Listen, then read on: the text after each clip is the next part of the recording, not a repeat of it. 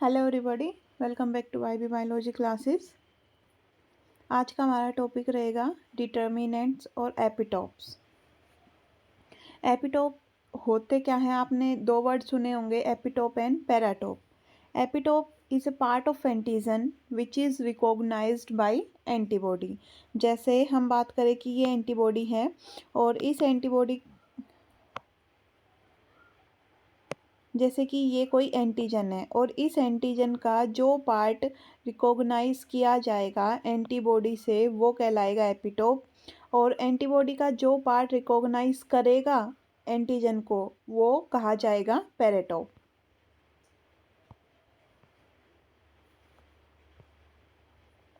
तो अगर हम बात करें डिटर्मिनेंट्स की और एपिटोप्स की, तो epitope are a part of antigen which are recognised by antibody and antigen determinants are present on antibody. मतलब ऐसे मॉलिक्यूल जो कि एंटीजन को डिटरमाइन करेंगे, उन्हें पहचानेंगे, वो हमारी एंटीबॉडीज़ के ऊपर प्रेजेंट होंगे, जिन्हें हम पैराटोप बोलते हैं। और ये अलग से स्पेसिफाई कर रखा है कि जो डिटर्मिनेंट्स हैं are part of antigen which are recognized by antibody. Since antibody are glycoproteins, की जो एंटीबॉडीज़ हैं उनका जो नेचर है, उनकी जो कंपोजिशन है, ये ग्लाइकोप्रोटीन नेचर के हैं। तो ये खुद एज एन पोटेंट इम्यूनोजन काम कर सकते हैं किसी दूसरे इंडिविजुअल में एंटीबॉडी के अगेंस्ट रेस्पॉन्स इंड्यूस करने में। कहने का मतलब जो ये पूरी लाइन लिखी हुई है, इसका क्या मतलब है?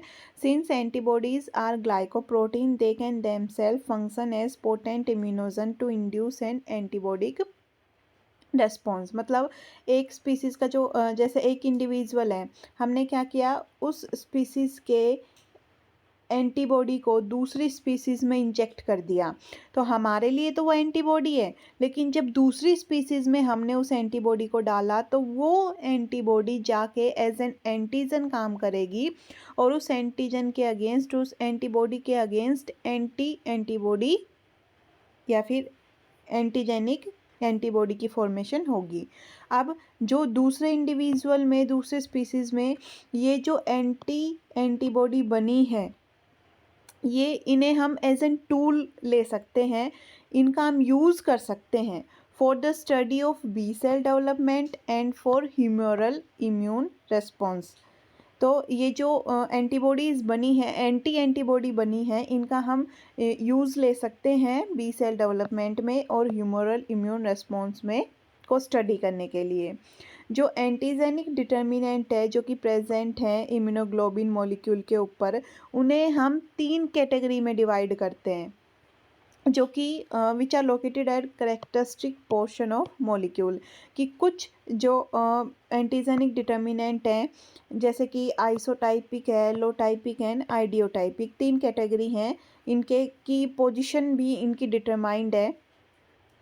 जो आइसोटाइपिक है और जो एलोटाइपिक है, ये प्रेजेंट है इस कांस्टेंट रीजन में, और जो आइडियोटाइपिक है वो प्रेजेंट होता है वेरिएबल रीजन ऑफ एंटीबॉडी के ऊपर। तो एक एक करके इनके बारे में हम बात करते हैं। सबसे पहले हम आइसोटाइपिक एंटीजन डिटर्मिनेंट के बारे में बात करेंगे। जो आइसोटाइपिक है वो अलग अलग स्पीसीज़ में अलग अलग टाइप के होंगे, जैसे कि एक स्पीसीज़ ए, एक स्पीसीज़ बी। तो ये स्पीसीज़ ए के जितने भी मेंबर होंगे उन सब में सेम तरीके के पाए जाएंगे, और जो जैसे ये इस तरीके के आइसोटाइप्स हैं ये मिलेंगे स्पीसीज़ ए के अंदर, और ये इस तरीके के हैं वो मिलेंगे स्पीसीज़ बी के अंदर। तो जो ये बी के अंदर पाए जाने वाले जो आइसोटाइप्स हैं वो ए के कंपैरिजन में डिफरेंट होंगे। तो जो आइसोटाइप है वो एक स्पीसीज़ के मेंबर में सेम होंगे, बट बिटवीन द स्पीसीज़ तो अलग अलग स्पीसीज़ के लिए ये अलग अलग होंगे। These are constant region determinant, मतलब ये इस वाले रीजन पे प्रेजेंट होंगे, जो कॉन्स्टेंट रीजन होता है एंटीबॉडी का उसके ऊपर प्रेजेंट होंगे, and collectively define each heavy chain class and each light chain class या फिर टाइप और सब टाइप। कि जो हैवी चेन का जो कांस्टेंट रीजन है उस पे प्रेजेंट होंगे, लाइट चेन का जो कांस्टेंट रीजन है उस पे प्रेजेंट होंगे। जैसे कि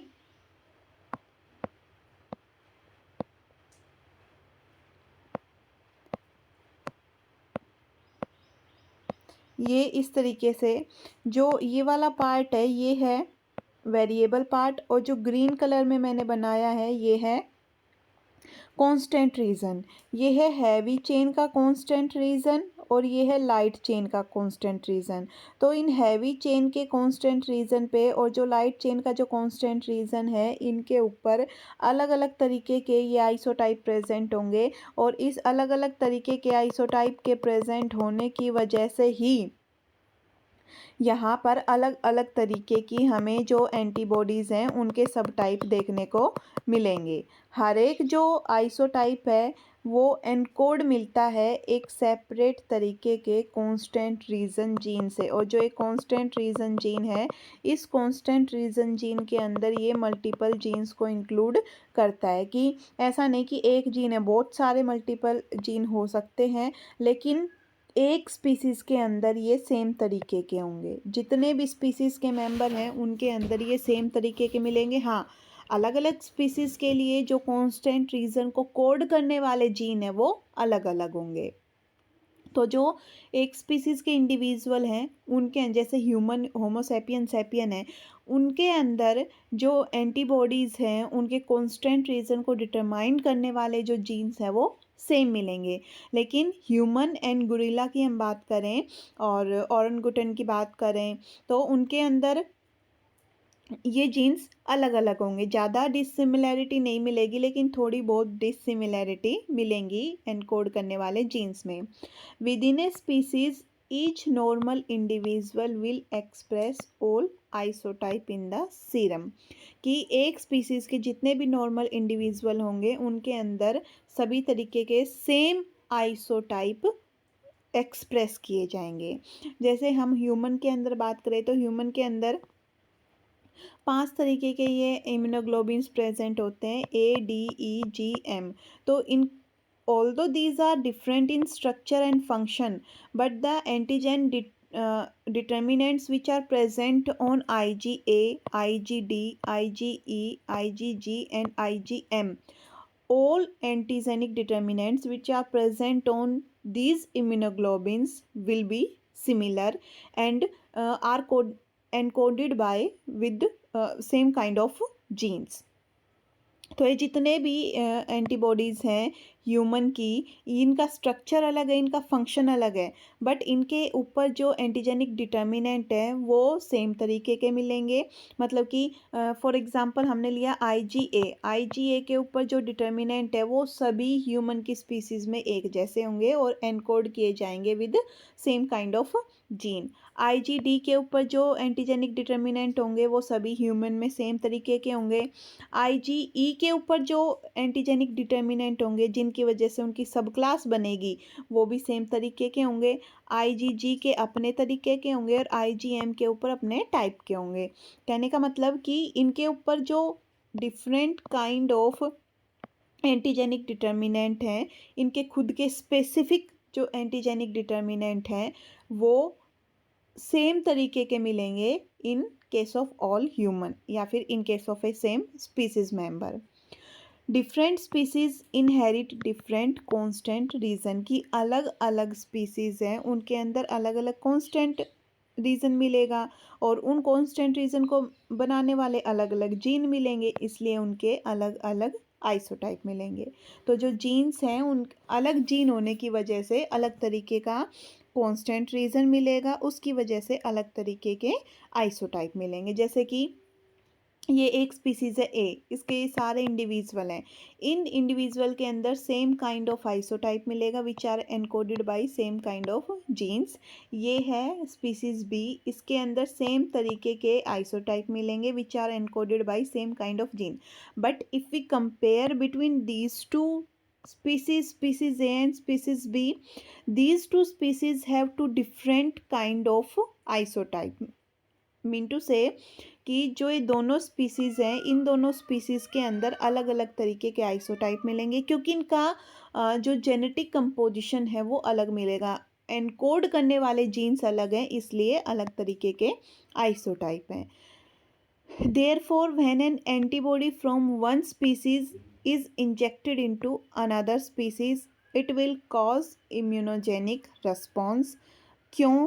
बिकॉज ऑफ डिफरेंट आइसोटाइपिक डिटर्मिनेंट, क्योंकि जो एंटीबॉडी वंस फर्स्ट स्पीसीज़ की या फिर एक स्पीसीज़ की जो एंटीबॉडी है उसके ऊपर अलग तरीके के आइसोटाइपिक डिटर्मिनेंट होने की वजह से these are recognised as foreign molecule for the species B या फिर अनदर स्पीसीज़, जिसकी वजह से जो एंटीबॉडी रिस्पॉन्स है वो आएगा, क्योंकि इन टाइप की जो आइसोटाइपिक डिटर्मिनेंट है जो कि प्रेजेंट है एक एंटीबॉडी के ऊपर, उसे फ़ौरन समझा जाएगा, उसे दूसरे की समझा जाएगा। जैसे ये मैंने कोई स्पीसीज़ ली ह्यूमन की स्पीसीज़ के अंदर इस तरीके का कोई ये एंटीबॉडी है और इस एंटीबॉडी के ऊपर इस तरीके के ये आइसोटाइप्स प्रेजेंट हैं, ये इस तरीके के आइसोटाइप्स प्रेजेंट हैं। मैंने क्या किया कि ये एंटीबॉडी एक स्पीसीज़ ह्यूमन की लेके मैंने इसे ओरंगुटन के अंदर ट्रांसफ़र कर दिया। तो जो इस हमारे लिए जो एंटीबॉडी है वो ओरंगुटन में जाके एज एन फॉरेन मॉलिक्यूल एक फॉरेन एंटीजन की तरह काम करेगी। तो जो हमारी एंटीबॉडी के जो आइसोटाइप हैं उनके अगेंस्ट एंटी आइसोटाइपिक एंटीबॉडीज़ की फॉर्मेशन की जाएगी, मतलब उनके अगेंस्ट एंटीबॉडी बनाई जाएगी। अगर एंटीजन गया है तो उसके अगेंस्ट एंटीजेनिक एंटीबॉडी बनेगी, अगर आइसोटाइपिक एंटीबॉडी गई है तो उसके अगेंस्ट एंटी आइसोटाइपिक एंटीबॉडी बनेगी। जो ये इस तरीके की एंटी आइसोटाइपिक एंटीबॉडीज़ हैं ये यूज़ की जाती हैं रिसर्च पर्पस के लिए। अब इसके काम है क्यों, टू डिटरमाइन क्लास एंड सब class of serum antibody produce during an immune response, कि इम्यून रिस्पॉन्स के ड्यूरिंग जब कोई भी एंटीबॉडी प्रोड्यूस हुई है वो सीरम में हमारे में प्रेजेंट है तो उसकी क्लास को डिटरमाइन करने के लिए, उसकी कौन सी सब क्लास है उसको डिटरमाइन करने के लिए इस तरीके की एंटी आइसोटिपिक एंटीबॉडी यूज़ की जाती हैं। Then these characterise the class of membrane bound antibody present on B cell, कि बी सेल के ऊपर जो मेम्ब्रेन बाउंड जो इस तरीके का जो बी सेल है इसके ऊपर इसकी मेम्ब्रेन से अटैच इस तरीके की जो एंटीबॉडीज़ प्रेजेंट होती हैं उनकी क्लास को पता करने के लिए भी ये यूज़ की जाती हैं। जैसे कि ये ह्यूमन की एंटीबॉडी है आईजीजी, तो ये ह्यूमन के अंदर जो इसके ऊपर जो डिटर्मिनेंट होंगे, जैसे इस तरीके के जो डिटर्मिनेंट है ये ह्यूमन जितने भी ह्यूमन इंडिविजुअल जितने भी ह्यूमंस हैं उनके अंदर ये सेम टाइप का मिलेगा। बट मैं अगर कंपेयर करूँ ह्यूमन को और माउस को तो इन दोनों की जो आईजीजी एंटीबॉडी है वो हमें उनके ऊपर जो एंटीजेनिक डिटर्मिनेंट है वो अलग तरीके के मिलेंगे। यहाँ पर देखिए जो माउस की आईजीजी एंटीबॉडी है उसके ऊपर इस तरीके के ये डिटर्मिनेंट एंटीजेनिक डिटर्मिनेंट प्रेजेंट हैं, इसलिए ये अलग स्पीसीज़ है ये अलग स्पीसीज़ है, दोनों अलग अलग स्पीसीज़ के अंदर जो एंटीजेनिक डिटर्मिनेंट है वो डिफरेंट काइंड के हैं। इसलिए जब हम ह्यूमन की एंटीबॉडी को माउस के अंदर इंट्रोड्यूस करेंगे तो हमारी एंटीबॉडी माउस के लिए एज एन फॉरेन पार्टिकल काम करेगी, क्योंकि इसके डिटर्मिनेंट और इसके डिटर्मिनेंट मैच नहीं कर रहे तो ये हमारे माउस के लिए ये एक एंटीजन होगा और इसके अगेंस्ट एंटी आइसोटिपिक एंटीबॉडी की फॉर्मेशन की जाएगी। तो ये है आइसोटाइप के बारे में। इसके बारे में दो जो मेन चीज़ है वो याद रखनी है कि isotypes are different in different species and encoded by एक स्पीसीज के अंदर within one species these are encoded by same kind of genes and isotypes are present on constant region of antibody. अब हम बात करते हैं एलोटाइप की। एलोटाइप भी कांस्टेंट रीजन डिटर्मिनेंट है, जो एंटीबॉडी है उसके कांस्टेंट रीजन पे प्रेजेंट होगा। ये है एक ही स्पीसीज़ के इंडिविजुअल के अंदर एलोटाइप्स डिफरेंट तरीके के मिलेंगे because of their genetic difference among individual. कि जैसे 10 ह्यूमन लिए 10 ह्यूमन के अंदर isotypic antigenic determinant are same but allotypic antigenic determinant are different. हर एक इंडिविजुअल के अपने टाइप के एलोटिपिक डिटर्मिनेंट होंगे। जैसे मैंने 2 ह्यूमन लिए तो दोनों ह्यूमन में जो जेनेटिक कंपोजिशन है जो जेनेटिक डिफरेंस है वो अलग अलग है, कि किसी के अंदर रिसेसिव टाइप का जीन प्रेजेंट है, किसी के अंदर डोमिनेंट टाइप का जीन प्रेजेंट है। तो उनके अलग अलग फॉर्म, उनके एलिलिक फॉर्म का अलग तरीके से एक्सप्रेस होने की वजह से इंडिविजुअल के अंदर एलोटिपिक डिफरेंस देखने को मिलेगा। Based on genetic difference among individual, it depend on existence of allylic form of same gene. एक जीन की अलग अलग तरीके की एलिलिक फॉर्म प्रेजेंट होने की वजह से एलोटाइप्स की फॉर्मेशन होती है। These alleles encode minor amino acid difference called allotypic determinant that occur in some but not in all member of a species। कि ऐसा सभी member of species में देखने को नहीं मिलेगा, बट कुछ जो इंडिविजुअल हैं उनके अंदर एलोटाइपिक डिटर्मिनेंट देखने को मिलेंगे, क्योंकि उनकी कंपोजिशन अलग है। वो जिन अमाइनो एसिड से बने हैं वो अलग हैं, और इन अमाइनो एसिड को अलग बनाने के लिए अलग अलग तरीके के जो एलिलिक फॉर्म है एक ही जीन की, वो रिस्पॉन्सिबल है। In humans एलोटाइप्स have been characterised bye for IgG सब क्लास। कि आईजीजी जो एंटीबॉडी है उसकी हमने 4 सब क्लास बनाई on the basis of their एलोटाइप्स। G1M1, G2M23, G3M11, G4M4 है। ये 4 तरीके की आईजीजी सब क्लासेस हैं। हमें कैसे पता लगा? क्योंकि इनके ऊपर अलग तरीके के एलोटाइप्स प्रेजेंट हैं। फिर हमने जब देखा आईजीए सब क्लास, तो आईजीए सब क्लास दो सब क्लासेस हैं, IgA1 एंड IgA2, जिसमें से सिर्फ जो IgA2 है उसके पास एलोटाइप प्रेजेंट है, विच आर A2M1, A2M2। ये सिर्फ IgA2 की एलोटाइप इसी के ऊपर प्रेजेंट है, IgA1 के ऊपर एलोटाइप प्रेजेंट नहीं है। जो हम माउस की बात कर रहे थे उसके अंदर जो ये कप्पा चेन है, कप्पा लाइट चेन है, उसके पास में 3 एलोटाइप्स प्रेजेंट हैं, कप्पा लाइट चेन 1, 2, 3।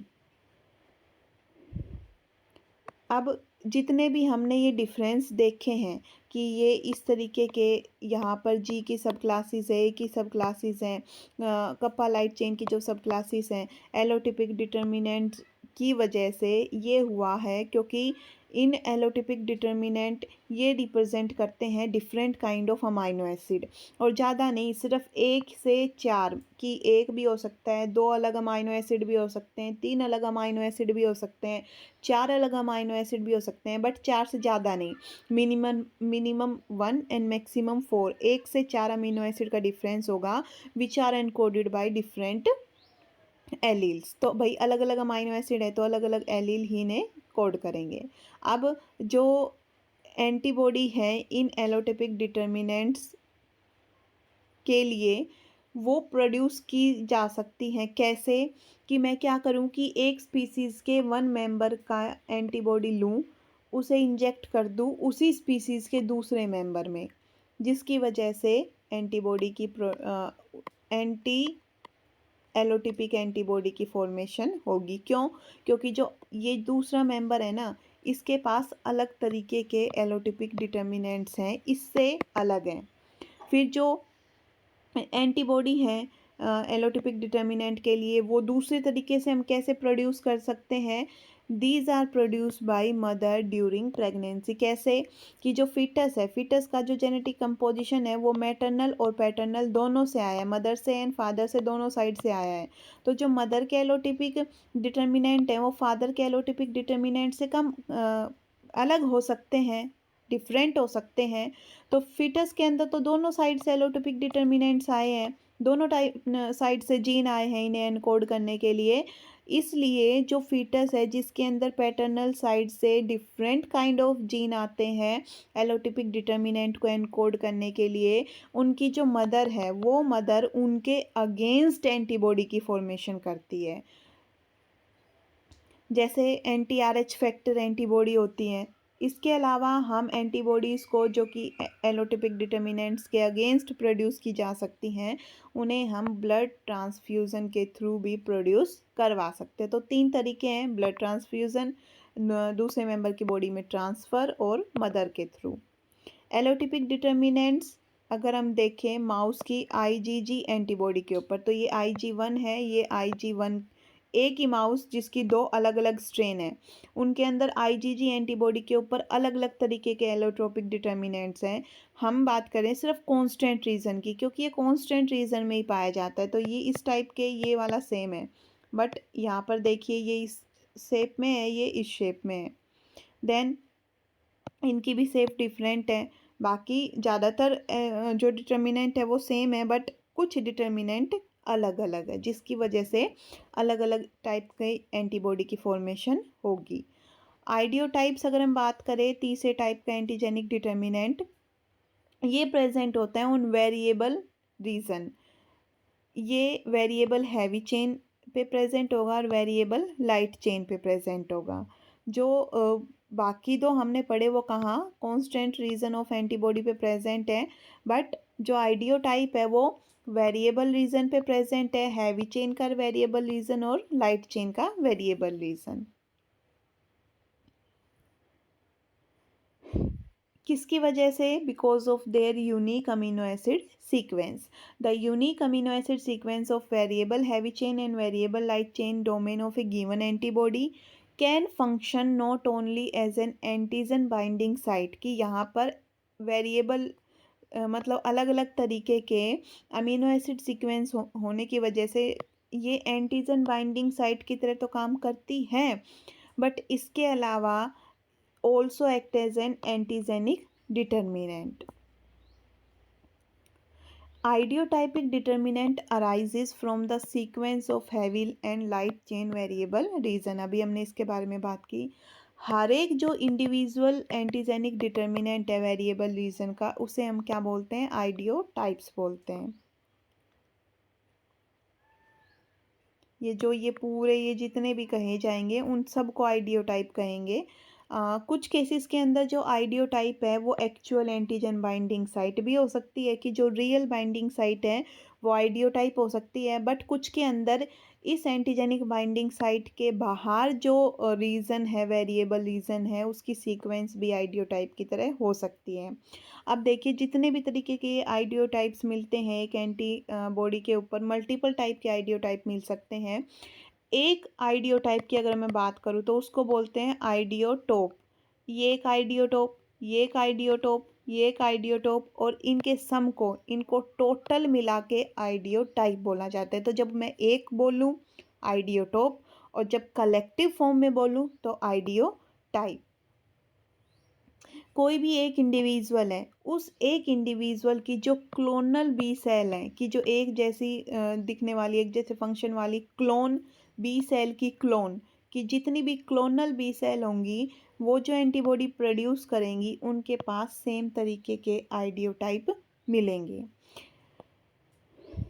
जिन एंटीबॉडी के अंदर कम से कम मतलब मिनिमम अमाउंट में वेरिएशन है इन देयर आइसोटाइप एंड एलोटाइप्स, उनको हमने इंट्रोड्यूस किया इंजेक्शन के थ्रू और किसी दूसरे इंडिविजुअल में, और वो जो एंटीबॉडी प्रोड्यूस करती हैं उसे बोला जाता है एंटी आइडोटिपिक एंटीबॉडी, अगर वो प्रोड्यूस करती हैं तो इससे हमें क्या पता लगेगा कि जो आइडियोटिपिक डिफरेंस है दो इंडिविजुअल के बीच में वो हम पता लगा सकते हैं। कि जैसे मैंने दो इंडिविजुअल लिए, इस इंडिविजुअल की एंटीबॉडी को इसमें ट्रांसफ़र कर दिया जिसके पास मिनिमम वेरिएशन के आइसोटाइप और एलोटाइप है, तो वो दूसरे इंडिविजुअल में जाके उनके अगेंस्ट एंटीबॉडी प्रोड्यूस करेंगी, तो मैं रिकॉग्नाइज कर सकती हूँ कि इसका आइसोटाइप अलग है, इसका आइसोटाइप अलग है। अगर मैंने किसी दूसरे इंडिविजुअल के एंटीबॉडी डाली जिसके आइसोटाइप और एलोटाइप मुझे पता है, वो मैंने एक इंडिविजुअल में डाली, अगर इसमें किसी तरीके का भी कोई भी इम्यून रिस्पॉन्स नहीं आया, किसी भी तरीके की एंटी आइडोटिपिक एंटीबॉडी नहीं बनी, इसका मतलब इसके जो टाइप्स ऑफ आइडियोटाइप हैं वो सिमिलर हैं इस दूसरे इंडिविजुअल के। और अगर डिफरेंस आता है, अगर एंटीबॉडी बनती है, इसका मतलब इन दोनों में आपस में डिफरेंस है, जो एनकोडिंग जीन है उनमें डिफरेंस है। अब जो ये एंटीबॉडी हम ले रहे हैं ये जनरली हम होमोजीनस एंटीबॉडी लेते हैं, जैसे कि माइलोमा प्रोटीन या फिर मोनोक्लोनल एंटीबॉडी को हम यूज़ करते हैं। और जब हम इन्हें रेसिपिएंट में इंट्रोड्यूस करेंगे, इंजेक्शन करेंगे, रेसिपिएंट कैसा? Who is genetically identical two donor, कि जिससे इस जैसे इस इंडिविजुअल से जो होमोजेनस एंटीबॉडी आ रही है वो इसका जो जेनेटिक कंपोजिशन है, जिसके अंदर हम डाल रहे हैं, जिससे हम ले रहे हैं वो डोनर है, जिसे हम दे रहे हैं, जिसके अंदर डाल रहे हैं वो रेसिपिएंट है। तो इस रेसिपिएंट की और इस डोनर की जो जेनेटिक कंपोजिशन है वो जेनेटिक ये दोनों आपस में आइडेंटिकल हैं।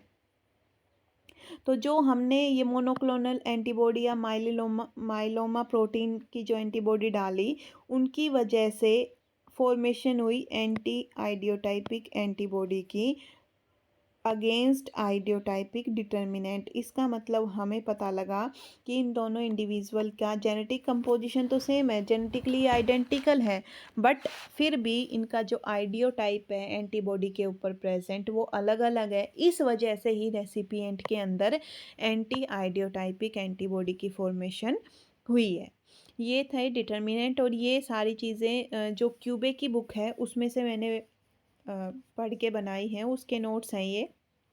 आई होप आपको ये टॉपिक समझ में आया होगा, और किस तरीके से आपको ये लिखना है वो पूरा मैंने नोट्स की फॉर्म में ये आपके लिए बना के दिए हैं। So best of luck for your exam, and इसे अच्छे से पढ़े इस टॉपिक को। Thank you for watching my videos.